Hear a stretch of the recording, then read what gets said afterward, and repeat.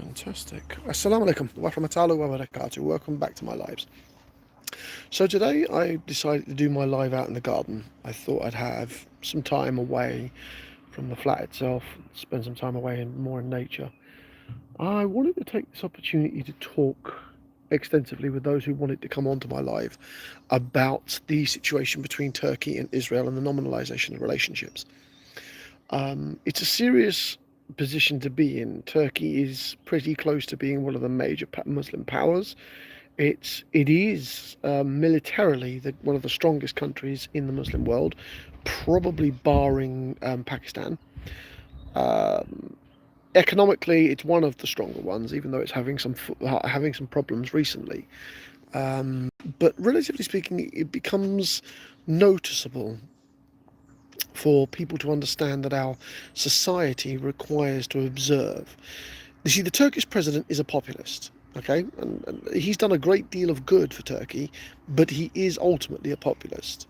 And the prospects of increasing trade and economical benefit for his people is of great appeal to him. That's what that pipeline running from Israel through to Turkey will do.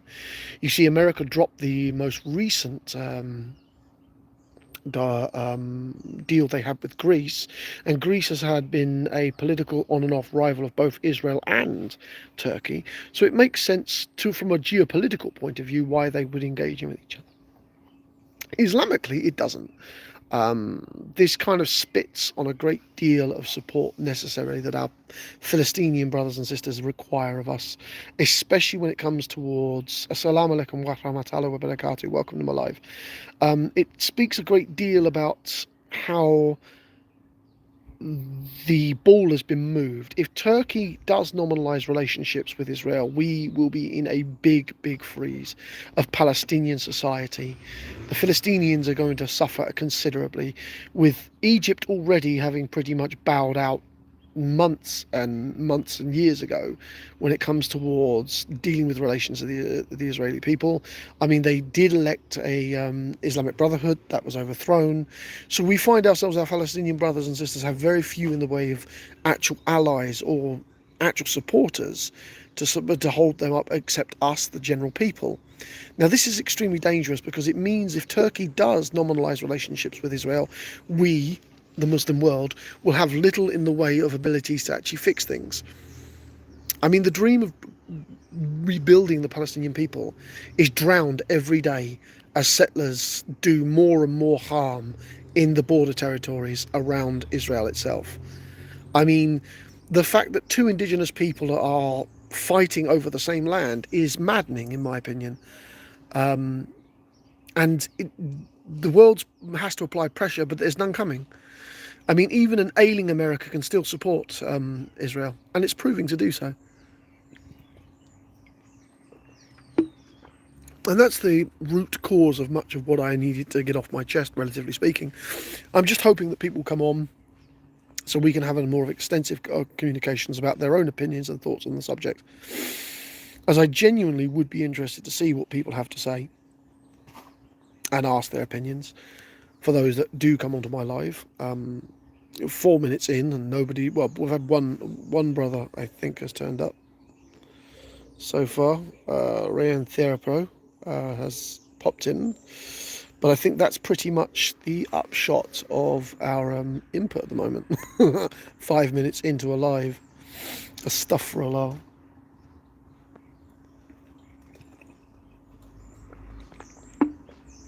Oh, it's not a bad day, I must say, in terms of countryside area, especially here out in Gloucestershire. In Gloucestershire, where we drive our tractor.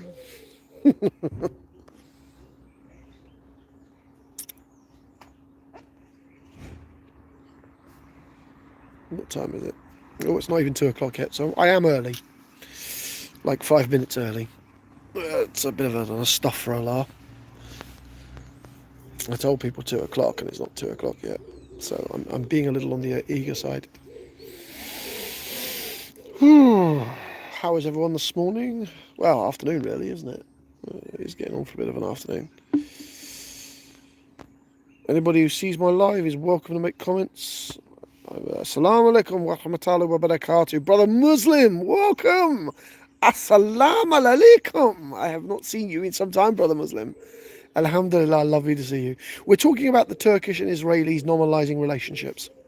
Your thoughts? Your opinions? By all means, make your comments. I'm more than happy to discuss and talk about people's opinions about the normalization between Turkey and Israel's political agenda. I'm doing this for discourse, so if people want this, oh, it's been a long time, my brother. I love you for the sake. I love you for more than the sake of Allah. I think you know that. It's good to see you. Assalamu alaikum wa rahmatullahi wa barakatuh. Welcome to my live. We are talking about Turkey and Israel nominalizing relations. Any thoughts? Please, by my own means, give me your best opinion. Salam, walam, welcome, everyone joining. I think it's a bad move. Turkey has always been, too. I don't think, I don't know if it's a publicity stunt. If it's a publicity stunt, the president is being very sly about it, because it could be a simple matter of trying to get the West off his back for a bit, and says he's prepared to sit down and talk to them, and that might actually keep them off his back for a while. So I suspect that only 10% of me thinks that. No, I haven't spoken to Sahil in some time, to be honest. Occasionally he pops in and out and chats with me. Assalamu alaikum wa rahmatullahi to everyone joining.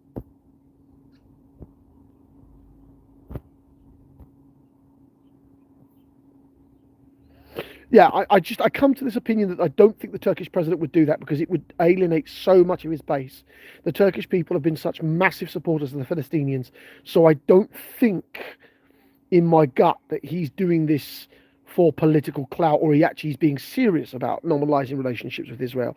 I think it's a shuttle car to get the West off his back for maybe 5-10 minutes, politically speaking, so he can get more done towards his people. That's my feeling. I don't know, but it is one that has deeply angered a lot of Muslims online, and it seems to be something that has got the Muslim community's back up. Yeah, and I don't think Ghazvisi, he's that silly, because he's very much a populist. This would do a great deal of damage to his popularity. He could lose his seat over it. And no matter how autocratic he is, he has been lawfully democratically elected multiple times. So no matter how many people dislike him, he is lawfully there. No, I get what you're saying. Erdgoan is a Marmite person. You can like him or hate him, and I don't hate him. I don't. From an observational point of view, I think he's done a great deal of good for Turkey. Alhamdulillah. I also feel that he can be extremely, Marmite. You either love him or you hate him. I'm one of those rare individuals that actually has more of a neutral opinion, but then I don't have a great deal of interaction with Turkey itself, so I don't know what his home policies are about. But this would be, in my opinion, our own goal if he actually agrees to these normalizing relations with Israel. I think it would do a great deal of political damage to Turkey in the Islamic sphere. There's no question about it. They're considered the big brother by many countries. Some of them don't like them. Admittedly, the Arab nations don't get on with Turkey, and there's a lot of people who do backchat Turkey. But there is a lot of positivity from outside of the Arab world. Asia has a very high opinion of Turkey.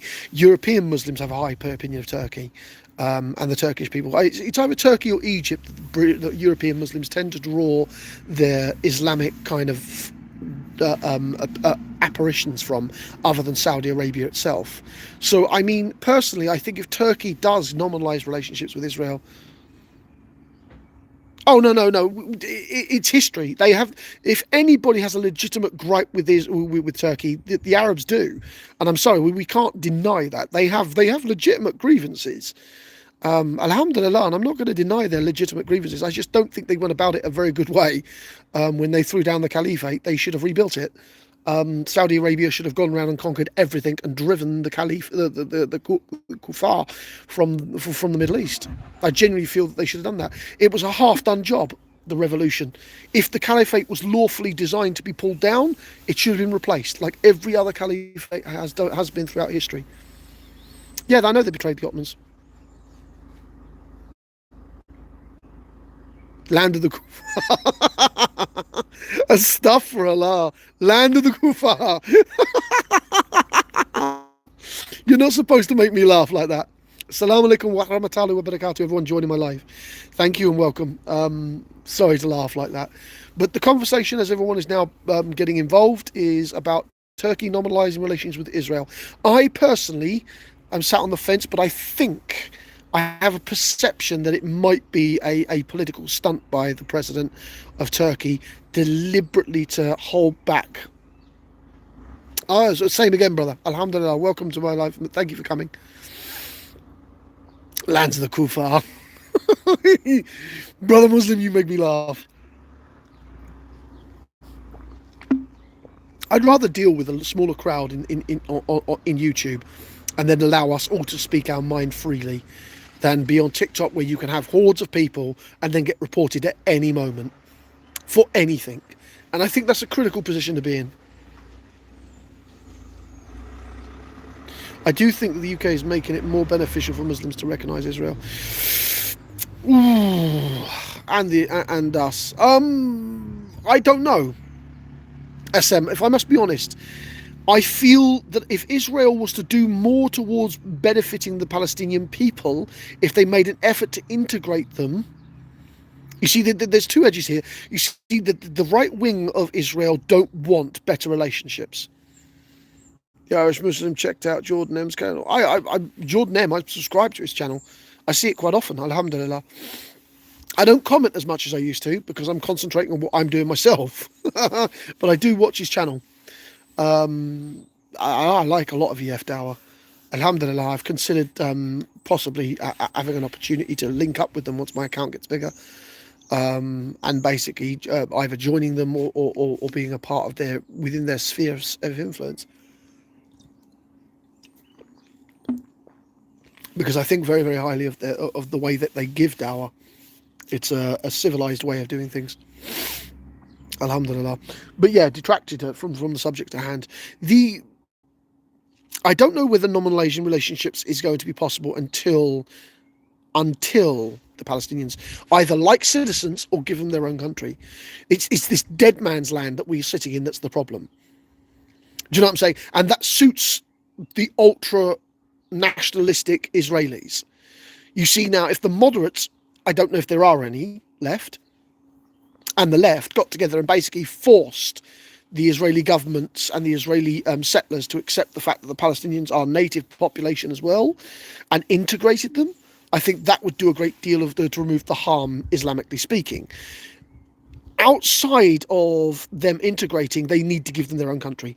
It's this no man's land that suits and benefits only the ultra political, psychotic, Zionistic, ultra conservatives, and it benefits the jihadists.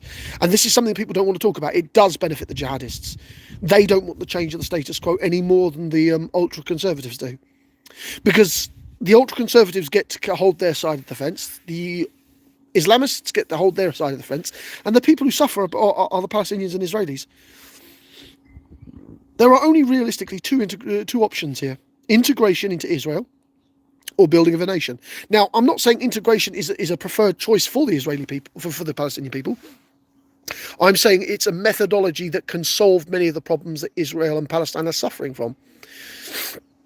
But it would do enormous amount of political will from both Israel and Palestine to do it. So I don't see it happening, but it's definitely something that people should consider. It's not something that's outside the realms. But people need to understand that these types of conversations have to be had. We've been banging on about them for more than 70 years nearly, ever since the Israel was illegally given the... And we can sit there, we can argue that the British illegally gave it to them. We can argue that that what's happened is nothing but absolutely monstrous. Mahajin in Israel. What do I think of the Mahajins in Israel and Palestine, like Hamas? I don't have an overt opinion because I don't live there. So I don't tend, and I have a very neutral opinion on that regard, because they're not automatically terrorists. Do you understand what I'm saying? There are terrorists inside the Palestinian borders. Many of them smaller groups. Al-Qaeda has a presence there. ISIS used to have a presence there. Hamas, in my opinion, are more closer to freedom fighters, though they do engage in terroristic organisation behaviour. So did the IRA, as an example from my own checkered past of my people. So in that regard, you think so? You think that's inevitable, Karim? You might be right. I mean, let's be fair. The Muslim world can only keep in its wheels spinning for some time, but then that just abandons the Palestinians. It means our Palestinian brothers have no one except us who speak out for them. And it isn't like the Palestinians are on their own entirely. I mean, there is an entire movement on both the left and in some parts, the centralistical parts of America and the Western society that want a resolution to the Palestinian problem, because it's been going on most of our lives. So even if the Muslim countries normalise relations with Israel, even if they all do, astaghfirullah, even if they do, it doesn't mean that the problem is going to disappear. It doesn't mean it's going to resolve anything. And it doesn't mean that this situation is going to become normalised. But should Turkey be the first country to do it? I don't think so. I genuinely don't think so. And I think it will cause a lot of stink when Saudi Arabia does, if Saudi Arabia does. This would be the right prince to do it with, though, as well. That's the distinct thing. This is the right crown prince to do it with, because he's a very, very big reformist.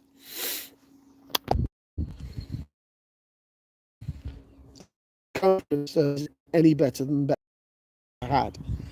I fairly argue that Benjamin Netanyahu is probably one of the worst prime ministers Israel has ever had in its entire life.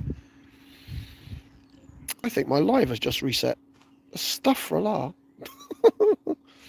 Lose connection. Oh.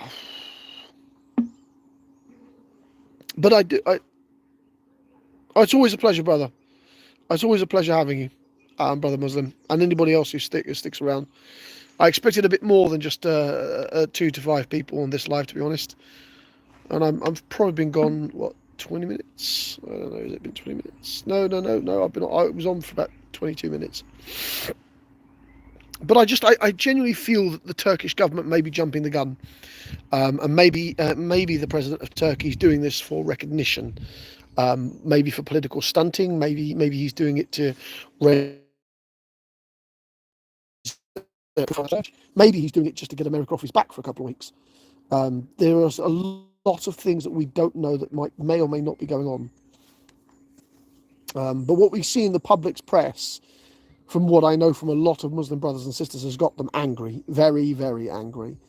And it's not surprising, really. But then at some point, there is going to be a normalization between the Muslim world, the Arab countries, and whether they have citizens rights. I genuinely don't know. But what the Zionists are doing, involving the reclamation of land, the refusal to let their people come home, the ejection of tens of thousands of innocent people, all the way back from the 40s. There's a great deal that's going on there that no one wants to talk about and no one wants to address. And the ultra-right wing are like, there's not happening, we're not letting them back in. So there needs to be moderates on the Israeli side to try and solve some of these problems. Whilst they keep electing far-right lunatics, we have an unwinnable situation. And to be fair, on the other side, I'm not on about the freedom fighters, but on the other side, there are actual terrorists, people who want to rape, murder, and pillage the Israeli civilians. And that's not necessarily Hamas. There are smaller individual groups inside of Palestine that are just there to cause harm. They're not there to free the Palestinian people. They're there for their own personal agendas, using the Palestinians as a stopgap. I mean, ISIS would be a perfect example of that. ISIS had a division inside until its nigh on nihilistic or collapse and lack of money and financial abilities. So, I mean, it's a multifaceted situation that requires a great deal of tact and understanding, and people don't necessarily agree or like that reality. How far do we go? I mean, is there a pathway we can move forward for Philistine? How do we move forward? In what way do we move forward? These conversations are multilateral, and most people aren't prepared to actually consider them. Maybe I'm just waffling. Anybody want to come in? make a comment? Come on. Oh, come on, guys.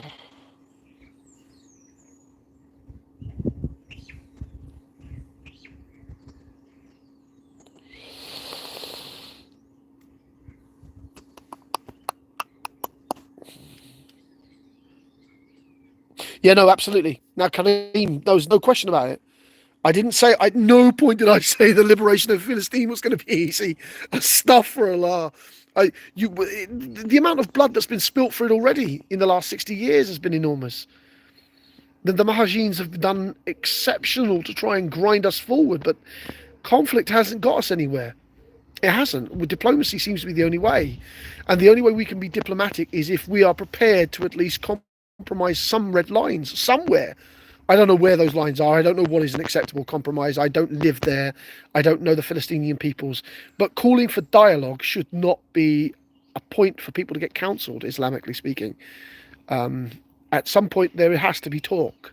I don't know where we draw the line on those talks, but there does need to be. And I'm not a supporter of the ultra right-wing lunatics who bomb, murder and destroy lives, schools, homes and the futures of the Palestinian people. Far from it, astaghfirullah. But I'm not anti-talk either. And I don't know where the talk will get us or how it will get us. But there has to be a dialogue. Because conflict hasn't done us any good. In 60 years, nothing's been done. I mean, I don't know how many wars have been between Israel and the Arab world? 3, 4 of them? There's been like 3 or 4 military conflicts between the Arab world and Israel.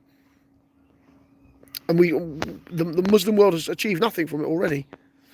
So the questions say, although I'd hate to say it, I do believe we have to communicate, as I think military solutions. Yeah, no, military solutions haven't worked, Karim.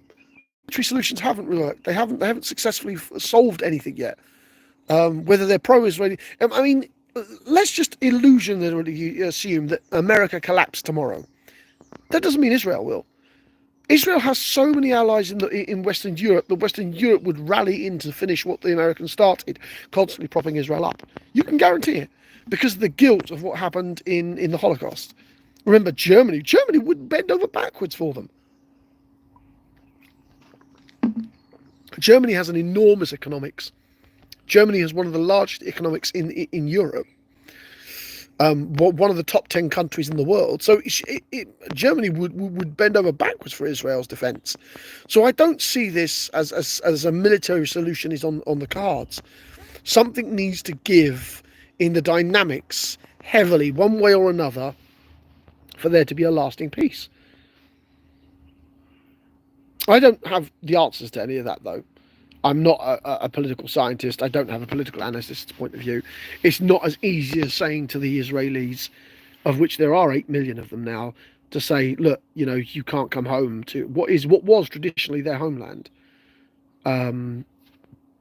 Recognizing that it's both the land of all the Semitic people is the first step to stopping the problem. This live is going to be deeply unpopular. When people watch this later, I am going to get shot, hanged and quartered calling for dialogue. Astaghfirullah. But maybe the president of Turkey's got the right idea then. Maybe he's got the right idea. Maybe he thinks that forcing dialogue is probably the path forward now. It's going to be deeply unpopular for any politician in Islam. I mean, I wouldn't know who'd be willing to even consider it. The Muslim that would be willing to do that. Yeah, but you know what I'm saying. I'm privileged enough to be the historian watching from the sidelines. I don't have any say or political clout on this matter. Don't kill me. To all my followers. But I feel that dialogue, because armed conflict isn't working. As you said, Karim, armed conflict isn't working in any way, shape or form. We're not solving any of our problems militarily from armed conflict. We haven't achieved anything in 60 years. If anything, the Israelis have gotten more and more militarized, more and more right-wing, more and more destructive towards the Palestinian people. So in essence, military conflict has only fueled the situation in Philistine to be able to prevent fixing it. And that's why dialogue has to come forward. I think diplomacy is the only way to fix this problem. And if a diplomatic solution comes forward that the Palestinians like and that they can sort out and they can maintain, then I suspect, without a shadow of a doubt, that it would benefit the Israeli people to try and force their political elite to do so. I don't know how. I'm not a political analyst or scientist in any way, shape, or form, so I have no idea how that would go about its business. Anybody want to add any of their 50 cents? Oh, come on, guys. I can't keep talking to the camera by myself. I come on these lives for interaction as well. I can't do it on TikTok without getting banned like every other day. No, the window of opportunity to fight has long passed. I think it passed in the 90s. Pretty much. It's taken the Muslim world 10, 15 years to work out we can't win militarily. With Israel becoming a fortress and all, and much of the West bending over backwards whenever or however they want to. So, I mean, diplomacy and economical sanctions, if anybody would even be brave enough to try and sanction Israel economically, I don't even know if there's a country who'll do that these days. Yeah, I could see that. That's a pipe dream, though, in his lifetime. Let's be fair about this, because he's got. There's no way any of us are ever going to see the restoration of the Ottoman Empire. It's not possible. Too much land, too much time, too much blood. He'd have to fight the entire world to restore the Ottoman Empire. Everybody has vested interests in the Middle East these days. I'm not just talking the West. China has vested interests. Russia has vested interests. For Turkey to restore the Ottoman Empire, Turkey is betraying Ottomans. What do you mean by that, Fahid? Extrapolate, if you don't mind. I'm intrigued to hear this. What do you mean by the Ottomans? The Turkey is betraying the Ottomans. In what way?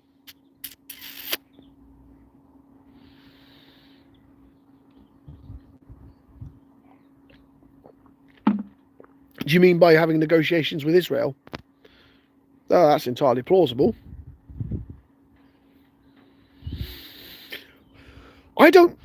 I hope not, Fahid. I hope not, because I don't know if I'm ready. It's a very selfish way of talking about the Mahdi. I'm not ready.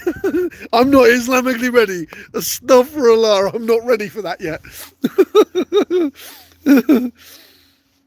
I see. Yeah, no, I agree with that, Fahid. I think he's doing it for clout. I think he might be doing it to draw them in.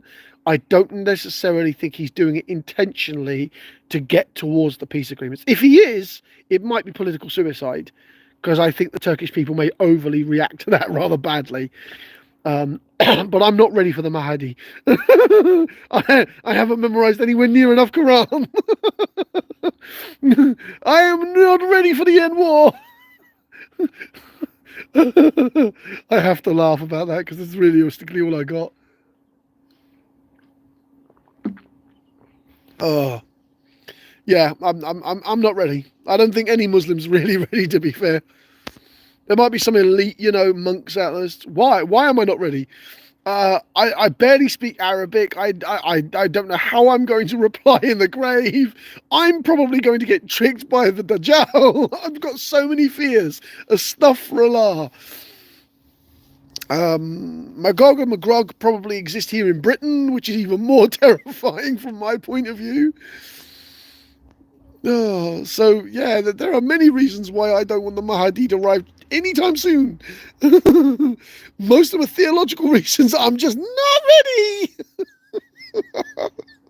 ready. I don't know if any Muslim really is ready for the arrival of the Mahdi. Are we? Are we ready for that? Is the world ready for that? Recite Surah Kaf. I can't. That's the whole point. I can't recite Surah Kaf. Astaghfirullah. I could look it up in English for you. And I fundamentally believe, unquestionably, that the Quran is the holiest work ever put on this earth. I think it was the most beautiful book I ever read in English. And I'm reading it in a bastard language. But that's the reality.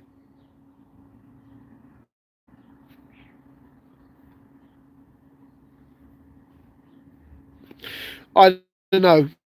I mean, with the business of them talking to Zan, to be honest, for them to be talking to Israel sets a really terrifying situation we're in geopolitically. Um, but we would need an application of Shira first, which isn't being applied. And I mean, I stand by my statement. There is no country on earth today that applies the Shira. None. It's not even a point of arrogance. It's a point of reality. The too many Muslim countries engage in banking. Too many Muslim countries do not grant women their Islamic rights. There is no country, to my knowledge, that follows the Shira in its fullest. And I mean, that's not necessarily a. MBS wants to make Saudi the new Europe. I don't think that's going to happen. I don't think that's going to happen. I genuinely don't think that's going to happen. MBS turning Saudi Arabia into the new Europe. There's too little resources to do it with. The oil underneath the Arabian Peninsula is not going to last forever, and even if they had another 500,000,000,000 tons of oil, it's not going to last. A great deal of it may only last another 2 decades, maybe 3. And I don't know if the Arab lords have been actually investing that money into future technologies. We don't know what they do with their money. Let's be fair about this, alhamdulillah. And maybe our brothers and sisters. My views on the Yemen crisis, it's a nightmare. The Yemen people are suffering from two different groups of organizations. You've got the Houtons on one side. My thoughts on Ukraine and Russia. One moment, let me finish what I was just asking from Fahad. The Houthi rebels are being unreasonable. The centrist government is corrupt. The Saudis are backing the centrist government. We don't know for certain, but we suspect the Persians are backing the Houthi rebels. And relatively speaking, both sides are wrong, and the innocent Yemen people are suffering. And because there's no resources there, no one gives a fuck. No, I mean of power. No one in Europe cares. No one in America cares. There's nothing in Yemen that they want, so they won't care less. And as much as we can complain about it, as much as the leftists complain about the inhumanity that's going on, there's no money to be made. There's no oil in there. There's no gold in there. They're not going to attack the Yemens. What are my thoughts on the Ukraine and Russia? I think Russia wants the restoration of its power bloc. And I think that it's a very real and dicey situation for the West to be involved in. I think they want to be careful. And I've said this for years, that Germany and the East and Western Europe needs to get away from Russian gas. And I've said that for more than a decade, that basically Russia is the pipeline and will weaponize it. The Russians have no reason not to weaponize it. They don't have the military means to fight Europe anymore. The only thing they've got is their nukes and their raw resources. So of course they'll weaponize it. They don't realistically even consider using their nukes if they really thought Moscow was in danger. They wouldn't even mention the word if they lost everything that they tried to invade the Ukraine and the West retaliated. Alhamdulillah, but I don't think they will. I think he's saber rattling to cause effects of the Ukrainian government. I think that's the realistical situation. They're saber rattling for saber rattling. The Saudi monarchy is a lost cause. I don't think so. There are some good Saudi royalty. There are people out there who give extensively to charity, whose every day is about doing wrong. I don't agree with the foundation of how the kingdom was. No, it's not a superpower militarily. Fayed, but let me be quite frank. If Britain, France, and Germany's ground military got together, they would give Russia a serious run for its money, simply because of the modernisation of the technological gap between us and the Russians is vast. Russia has next to no drones or drone defence capacities. We do. We have vast amount of drone fighters, drone strikes, etc., etc. Britain could conduct a moderately decent war with Russia, all from within the armchairs of a controller back in Britain. Oh no, I see what you're saying now. Yeah, no. I'm just saying there are some good nobles, some good Arab lords out there, as well as the scholars. But what I'm trying to get at is you can't blanketly say, because the monarchy of Saudi Arabia is massive. We're not talking 5-6 people here. We're talking hundreds of princes. I don't know, was there 100, 200 princes, something like that? So yeah, no, not really. No. Our navy's not as good as it used to be. We're more towards our submarine navy is exceptional. I think we've got 8 still working nuclear submarines, 6 that I think are armed, 4 diesel submarines. Militarily speaking, Britain is good enough to protect its own and probably act in a support role to the rest of NATO, and that is something that it can be said. Most of NATO countries, barring America, can't say that. They can either support or protect themselves. They can't do both. And Britain can. Now, admittedly, America can project itself across the entire continents. You know, they have a sphere in every sphere. But if they were to lose even one of these spheres, it would be the death knell to America. America, to maintain its edge, requires it to be everywhere. I can't stand the man. Fahid, I can't stand the man in the slightest. I want him fired. I wanted him fired by Christmas. I hate his guts, to be quite honest.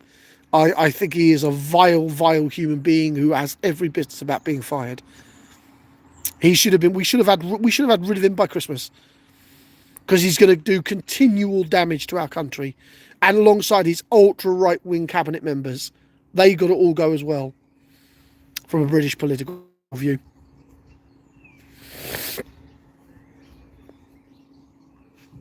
I fundamentally feel that Boris Johnson is he's living on borrowed time. I'm absolutely certain he's living on borrowed time. Boris Johnson's got probably a couple of months left.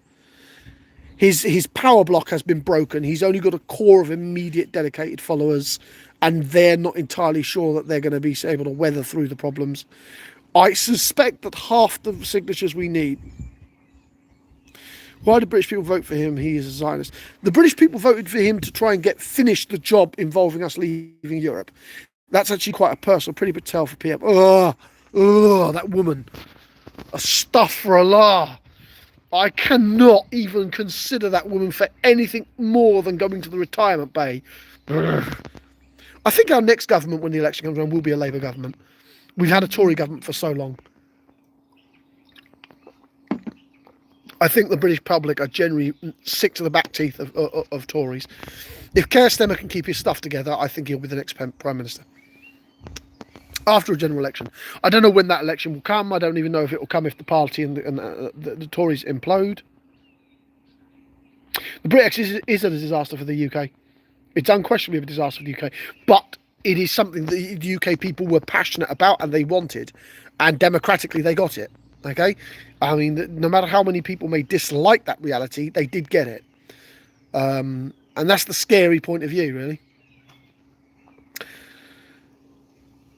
It has been a rather taxing 40 minutes, but I think I'm going to call it there, my lovely people. It's always been a pleasure having you on. I do like these Thursday gatherings. Have a chat to Chinwag, opportunity to have a talk, though I don't get as many people as I would like, if I must be honest. Oh, God, no, not Jeremy Corbyn. He doesn't have enough economical idea. He would chase our country's economics out the door. But yeah, it's been a pleasure as always. I hope to speak to you all again next Thursday. Alhamdulillah.